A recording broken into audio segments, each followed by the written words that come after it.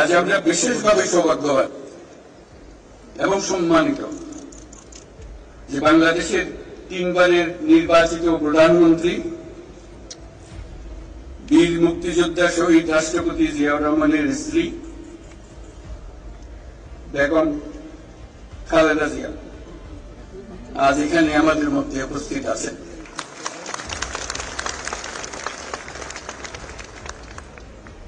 এক যুগ ধরে তিনি এই মহাসম্মেলনে অংশগ্রহণ করার সুযোগ পান নাই, আজকে সুযোগ পেয়েছেন। আমরা সবাই আনন্দিত এবং গর্বিত যে আমরা এই সুযোগ দিতে পেরেছি।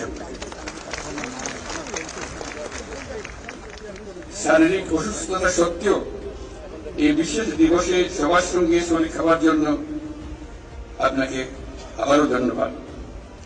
আমরা তার আশু রোগমুক্তি কামনা করছি এবং এই অনুষ্ঠানে বিশেষভাবে স্বাগত জানাচ্ছি।